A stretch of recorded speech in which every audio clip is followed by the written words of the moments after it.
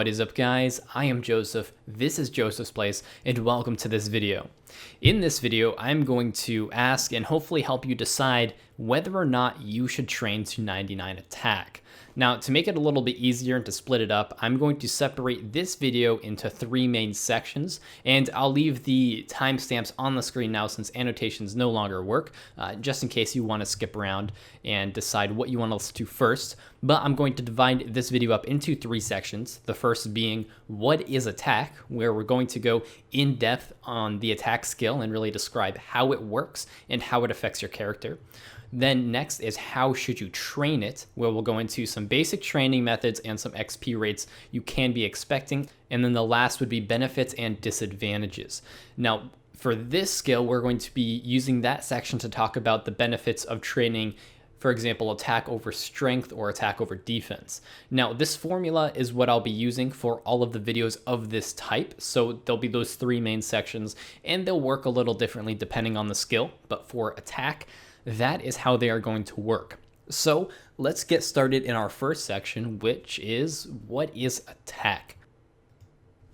The attack skill in Old School Runescape is really just the accuracy of your melee-based attacks.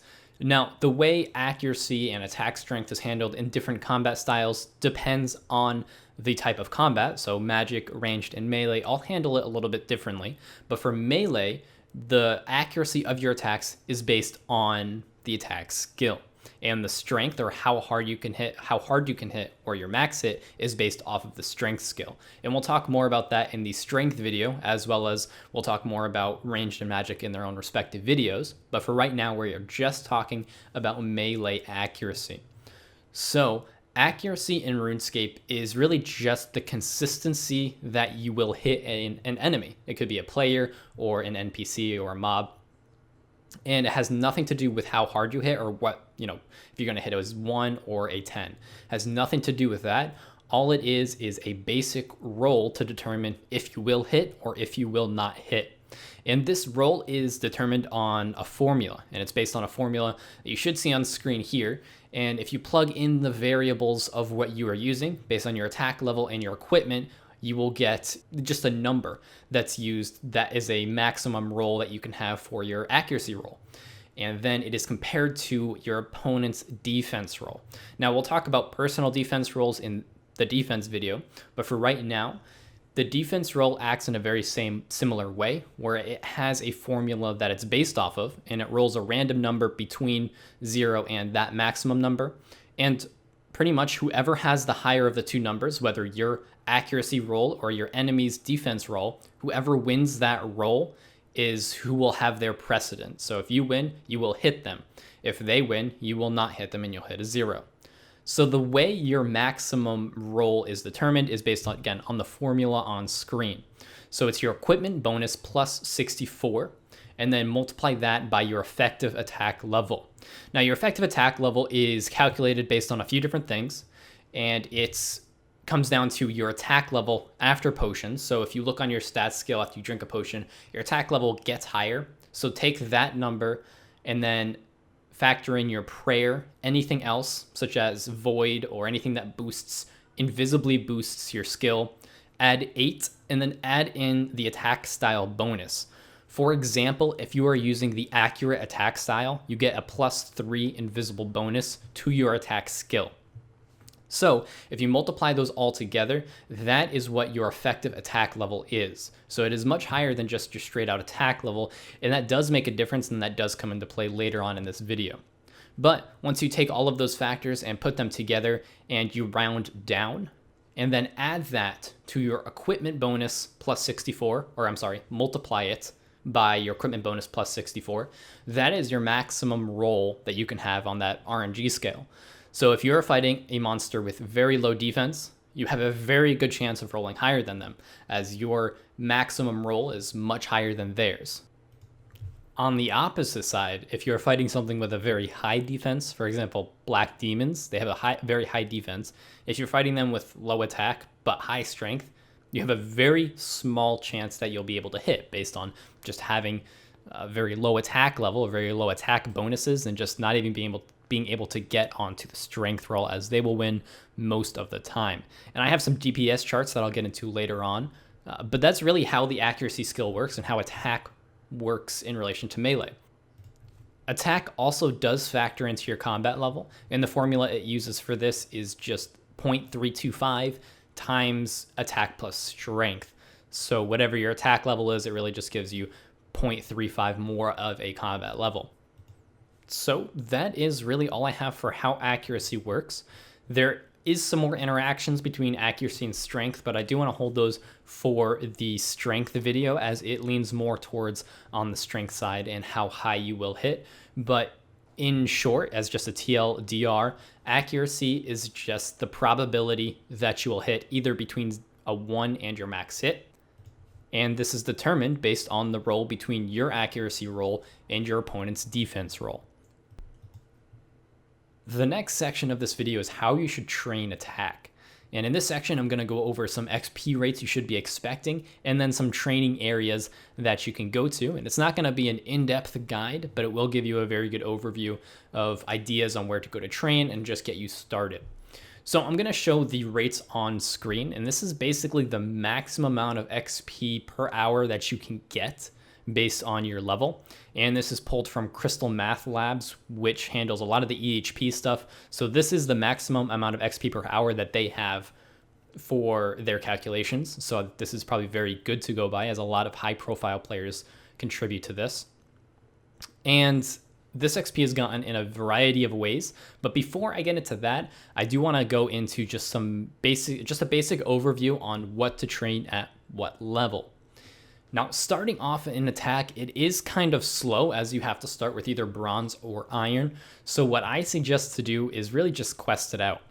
You can start with some very simple quests that give a lot of experience. These quests being Vampire Slayer, Tree Gnome Village, the Waterfall quest, the Grand Tree quest.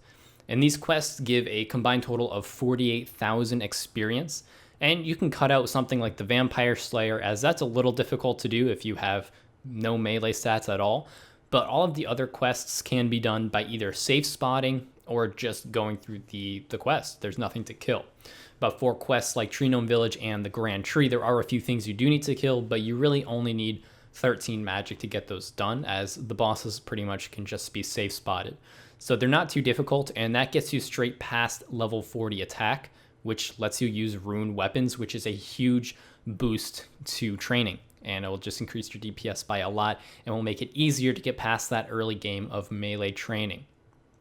So doing those quests again will get you to 40 attack.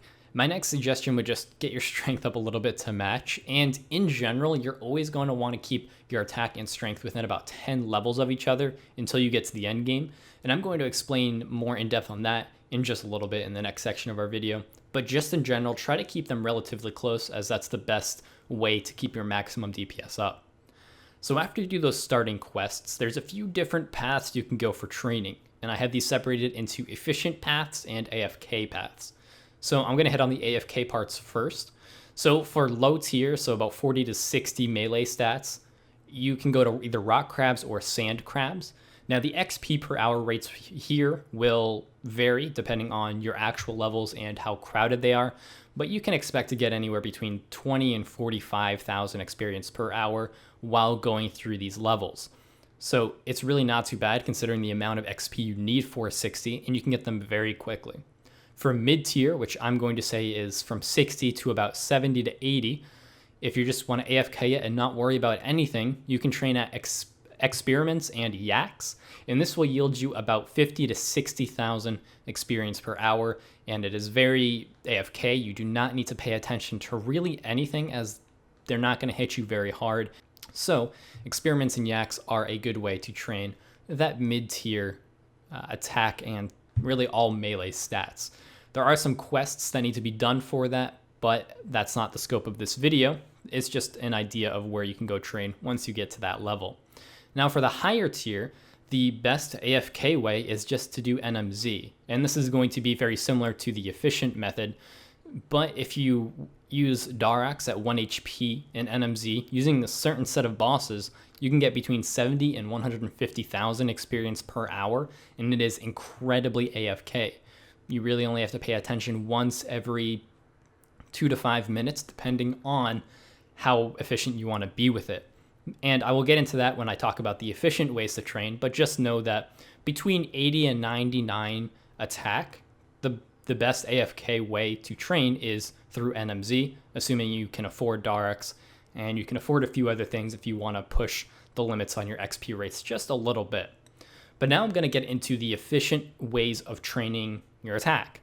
And it really comes down to the low and mid tier is really just going to be Slayer. And the reason for this is because you're doing two skills at once. Now, early game Slayer is very slow and difficult to train as a skill. But if you do it right in terms of using the correct Slayer Masters and all of that, you're going to be able to get monsters and Slayer tasks that are around your level. They're easy to kill and yield pretty good experience, as well as getting your Slayer up.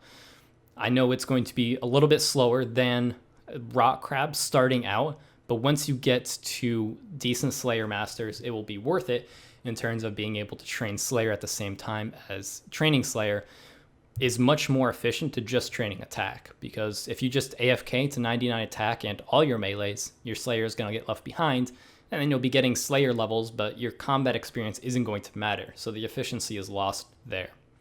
So Slayer for that mid game, once you do all your quests and get settled with some gear, doing Slayer is really good just passively to get passive experience. You should look at it as training Slayer while getting this attack or melee experience. And then for the higher end game, once you have your desired Slayer level or 99 Slayer and you still have some attack levels to go, the best way to train it is using Rock Cakes and Dorox at NMZ. And this is the part where I'm going to go a little bit more in depth into that method. So the method just comes down to wearing full Dorox and getting the maximum strength bonus you can, either using a Tormented Amulet or a Fury Amulet, a Berserker Ring, etc. And then using a certain set of mobs that actually give you increased experience. So some of these mobs include Arg, Jungle Demon, Ice Troll King, Dad, and the Moss Giant. Those are the top 5 extra experience givers, and they give anywhere from between 7.5 to 17.5 extra XP per hit. So it can boost your XP race a little bit and a significant amount. The trade-off with this is it's a little bit harder for some mobs like Dad, where you have to pay a little bit of attention to not lose ticks. But the extra, for example, Dad, the extra 10% XP is definitely worth it. Now, if you're going to be efficient about NMZ training, there are a few little things you should know. For example, using Piety and using Prayer Potions, it's a little bit more expensive, but that extra boost is an incredible amount. I think it's 20% extra attack and 23% strength. That is, it's not shitty at all. That is a great amount of stats on top of your overload potions that you'll be using. And it does definitely help to increase your DPS, which directly increases your XP rates. So using those 5 NMZ monsters, full Dorox, and your maximum strength gear, as well as Piety, you're also going to need a spec weapon. And the 2 spec weapons of choice is either a Dragon 2-hander or a G-Maul. I've seen mixed results with either, but they both seem to yield pretty similar rates. And this is for the Power Surge, which gives you increased recovery rate of your spec bar. So you're able to just pretty much constantly spec over and over and over again, obviously increasing your DPS, which increases your XP rates. Now at endgame, if you're 99 in everything, attack and strength mainly, with max gear, you should be getting around 150 to 160,000 experience per hour, assuming you get some consistently good hits, you're paying attention with your prayer, and you're using your spec weapons as often as possible. So it really does help to use those extra few things. While it may be a little bit more money up front, definitely does add on to those XP rates. So very quick overview of how to train attack. And now we're going to go on to our last section, which is the benefits and disadvantages of attack. And I'm going to use this section to talk about when you should train which melee stat and when it's better to use attack over strength or train strength over attack. And this will be very similar to the talk I gave in the strength video, but I'm going to gear it more towards the attack side of things since this is the attacking video.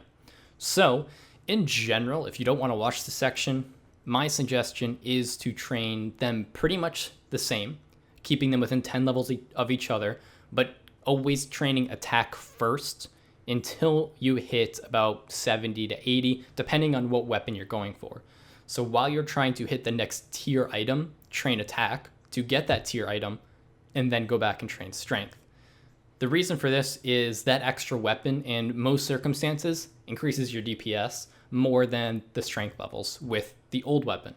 So I ran a few tests here for DPS checks between high defense mobs and low defense mobs, and using for this, I'm going to call it the leveling section. So between 60 attack or 70 attack and 60 strength and 70 strength, and show the DPS changes there.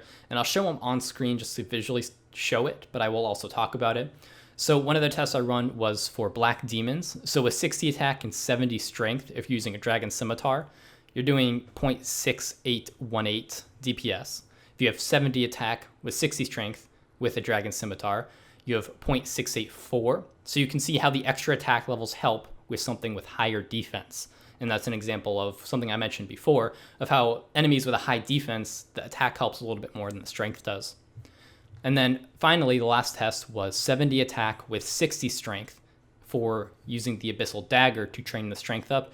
And your DPS goes up to 0.7096. So you can see getting that next tier weapon was definitely higher DPS than getting the strength levels and then getting the higher tier weapon. And then I also ran these same tests on a low defense mob, a Cyclops. And for the 60 attack, 70 strength with Dragon Sim, you're looking at 2.219 DPS. For 70 attack with 60 strength, also with the Dragon Scimitar, you're looking at 2.067. So the strength in this circumstance beats out the attack because they have a low defense, so you'll be beating their defense rolls more often, even with a lower attack. So those are two different examples, Black Demons, Cyclopses, as how those things can change. So depending on what you'll be training on should kind of gear what stats you train during that mid-game level. And then the last test I ran here was the 70 attack with 60 strength and using the Abyssal Dagger. And you get 2.318 DPS, which is better than the 60 attack, 70 strength because of that next tier item. So in general, you definitely want to train attack over strength when you're looking for the next tier and when you will be able to get that next tier. So if you weren't able to afford an Abyssal Dagger, it may not be worth it to get the attack first, and maybe worth it to get the strength first, then bring your attack to match. But if you are looking at that next tier, it's almost always better to get the weapon, than to get the next tier weapon, and then bring your strength up to match. And at least for the mid game, that's the best and most efficient way to train it. For the end game, though, it's a little bit different. So for these tests, I ran basically just 80 attack, 80 strength, 99 attack, 99 strength. So that more end game levels, those more end game content. And I ran it against the high defense monster, the Black Demons. So with 80 attack and 99 strength, and I use the same weapon for both of these with a Dragon Scimitar, you're looking at 1.213 DPS. So with the 99 strength, you're getting just a little bit more compared to the 1.207 DPS with the 99 attack, 80 strength. And I know this isn't a great test because it's a lower tier weapon and the enemy is not super ideal or efficient, but it kind of just gives an idea of what it's like comparing 80 attack, 99 strength with 99 attack, 80 strength. And you can see even in this circumstance, the 80 attack, 99 strength wins out in those endgame situations with those endgame mobs. And I did want to use Black Demons since they did have a high defense and just show that the strength beats out the attack even with a high defense enemy. The last test I ran here was with end tier gear as well as end tier mobs. So this is not max gear, but high level gear against the Bandos boss.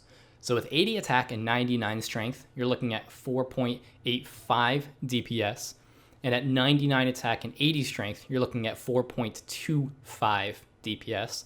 So the strength beats out the attack here, again, because you are at that end game and the gear makes up for the loss in attack levels even more. I don't think I mentioned this, but all of the previous calculations were run based on no armor and just weapons. So with the added in armor, you can see the gap between getting 99 attack or 99 strength widens, and strength becomes more important as you have these end game items and you're fighting these end game opponents. So just to sum that all up super quick, Keep attack and strength within 10 levels of each other, favoring on the attack side while leveling and while going towards the next tier item. And then once you get that end tier, which is usually around 75 to 80, go more towards strength. And you don't have to keep them as close, as strength does become increasingly more important after pretty much level 80. So that is all for attack versus strength. And attack versus defense is very simple. Attack will always give you more DPS increase than defense unless you need the defense for an item, such as 70 defense for Darox or the defense level for a fighter torso. And that's really the only time you should train defense over attack if you're going for pure efficiency and pure DPS, is when you need that next tier item, such as 30 to 40 for Rune, or 40 to 60 for Dragon, or 60 to 70 for Barrows. Then you want to train defense, but it should always be after you get the attack goal of what you're going for. So if you're trying to get Barrows in this circumstance, all things considered, you should get 70 attack first, then strength, and then defense in that order. But once you get to the end game, so let's say you're base 80 now, and you want to just get one at a time, you should get 99 strength, 99 attack, and then finally 99, sorry about that, 99 defense to really round it off and to get that maximum DPS while training. So that is all I have for this video. I hope you guys enjoyed it because I had a lot of fun researching this and coming up with all of the numbers that I presented to you in this video. If you did like it, let me know, and let me know what skill you would like to see next. I haven't really decided if this will even be a consistent thing. I'm just doing this one as a test, and if it does fairly well and people like the series, I want to continue, but I don't want to just stick to the skills in order. I want to mix it up a little bit. So let me know what skill you would like to hear more about or get more in depth on and get kind of a brief guide on. And I'd love to make that video for you guys. But that is all I have for this video. Again, I hope you guys enjoyed it, and I will see you next time.